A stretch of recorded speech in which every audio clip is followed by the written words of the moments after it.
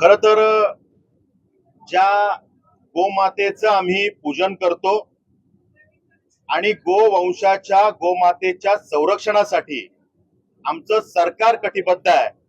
आदरणीय देवाभाऊंचं सरकार, आमचं केंद्रातलं सरकार, हे गोवंश टिकला पाहिजे, त्याचं संरक्षण व्हायला पाहिजे. आमच्या आस्था ज्या गोमातेशी जुडल्या आहेत तिचं संरक्षण करणं ही आमची जबाबदारी आहे. आणि अशा वेळेला आमच्या पनवेल भागामध्ये एक दुर्दैवी घटना घडते की ज्या ठिकाणी सिडको ही गव्हर्नमेंट बॉडी, त्यांचं डम्पिंग ग्राउंड आहे आणि त्या डम्पिंग ग्राउंड वरती जो कचरा टाकला जातो त्याची योग्य पद्धतीनं विल्हेवाट लावणं हे खरं तर सिडकोचं काम आहे. पण त्या ठिकाणी अक्षम्य दुर्लक्ष जे घडलं आणि त्या माध्यमातून सिडकोच्या या डम्पिंग ग्राउंड मधून जो काही लिचड, जे काही विषारी द्रव्य, ज्यात रासायनिक द्रव्य मोठ्या प्रमाणावर आहेत, ती बाहेर पडून आजूबाजूच्या नागरी वस्त्यांमध्ये, तलावांमध्ये मिश्रित होण्याचं काम त्या ठिकाणी घडतंय. आणि त्यामुळे ही जी काही घटना घडली, ज्या विषयात लक्षवेधी आहे की त्या ठिकाणी ते विषारी पाणी पिल्यामुळे त्या ठिकाणी 7 गायींचा दुर्दैवी अंत झाला. आणि आता पाणी पिलं आणि 4 दिवसांनी घटना घडली असं नाहीये. ते पाणी पिल्यानंतर 1 तासाच्या आत 7 गायी त्यांचा अंत त्या ठिकाणी झाला. आणि चित्र इतकं विदारक होतं की ते पाणी पिल्यानंतर काही अंतरावर जाऊन एक गायी त्या ठिकाणी पडते, तिचा अंत होतो. थोड्या फुटांवरती पुढे गेल्यानंतर दुसरी गायी पडते, तिचा अंत होतो. 2 गायी एकमेकांच्या गळ्यात गळा टाकून त्या ठिकाणी त्यांचा दुर्दैवी अंत होतो, मृत्यू होतो. हृदय हेलावणाऱ्या ह्या घटना त्या ठिकाणी घडलेल्या आहेत. आणि या 7 गायींपैकी त्या ठिकाणी अनेक गायी या गर्भधारणा असलेल्या होत्या की ज्यांना काही दिवसात त्यांना त्या ठिकाणी वासरू होणार होतं, अशी स्थिती होती. आणि एकूण 40 त्या ठिकाणी गोमाता होत्या. त्यातल्या 19 गोमातांना त्या ठिकाणी या विषबाधेची लागण झाली, त्या पाण्यातून त्यांना इन्फेक्शन झालं. मग जर का ही घटना असेल तर यावरती सिडकोचे अधिकारी कोण जबाबदार आहेत? कोणी हे अक्षम्य दुर्लक्ष केलेलं आहे. आज आमच्या गोमातांचा त्या ठिकाणी अंत झाला, पण हे पाणी पिल्यामुळे त्या ठिकाणी मानवी जीवनाला सुद्धा किती मोठ्या प्रमाणावर धोका आहे हे आपण समजू शकता. हा लॅब टेस्टिंगचा रिपोर्ट आहे की ज्यामध्ये स्पष्टपणे लिहिलेलं आहे की जे कंटेंट्स विषारी आहेत ते त्या ठिकाणी असू नये. आणि त्या ठिकाणी हे जे कंटेंट असतील तर त्यामुळे मानवी जीवनाला सुद्धा धोका असू शकतो. अशा प्रकारचे हे रिपोर्ट्स आहेत.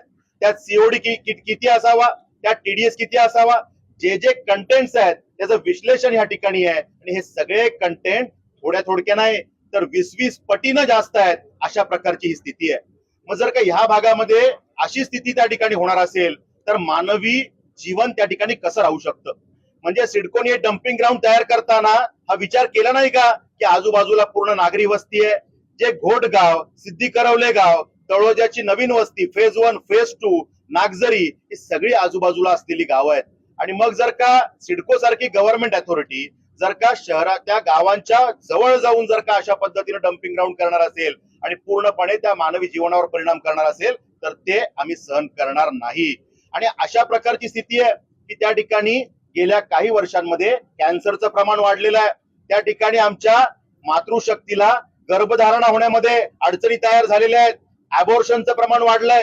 हे इतकं विदारक चित्र त्या ठिकाणी तयार झालेलं आहे. आणि त्यामुळे या विषयावरती वाचा फोडण्यासाठी त्या ठिकाणी मी प्रयत्न करतोय. हे डम्पिंग ग्राउंड त्या ठिकाणून हलवलं गेलं पाहिजे, हा एक विषय त्यामध्ये आहे. ज्या सिडको अधिकाऱ्यांनी अक्षम्य पद्धतीनं या दुर्लक्ष केलेलं आहे त्यांच्यावर गुन्हे दाखल व्हायला पाहिजे, त्यांचं निलंबन व्हायला पाहिजे, ही त्या ठिकाणी मागणी मी करतोय. आणि इतकी मोठी घटना घडून सुद्धा त्या ठिकाणी एमपीसीबीच्या अधिकाऱ्यांनी कुठलाही रिपोर्ट केला नाही. त्या ठिकाणी पशुवैद्यकीय डिपार्टमेंटची मंडळी आली, रिपोर्ट नोंदला नाही, तिथले सॅम्पल्स कलेक्ट केले नाही. त्या ठिकाणी कुठला हा विषयाला त्या ठिकाणी कुठेही त्याच्यावर चर्चा न करता विषय दाबण्याचा प्रयत्न केला. पनवेल महापालिकेचे पशुवैद्यकीय डिपार्टमेंटचे जे कोणी डॉक्टर असतील त्यांनी दुर्लक्ष केलेलं आहे. हा जो काही कचरा आहे तो अनधिकृत पद्धतीनं तिथून काढून अनेक फॉरेस्टच्या जागेवर टाकला जातो. त्याची उदाहरणं माझ्याकडे आहेत, मी सभागृहात दाखवणार आहे. मग जर का असं असेल तर त्या फॉरेस्टच्या जागेवर जर का गरिबांना आम्हाला रस्ता करायचा असेल, आदिवासी वाडीला रस्ता करायचा असेल तर फॉरेस्टची मंडळी परवानगी देत नाहीत. पण अशा पद्धतीनं हजारो टन कचरा टाकायला मात्र तुम्ही परवानगी देता आणि कुठेतरी लागे बांधे स्वतःचे जोडून घेता. हे आम्ही सहन करणार नाही. आणि त्यामुळे या सगळ्या अधिकाऱ्यांवरती त्या ठिकाणी कारवाईची मागणी मी करतो.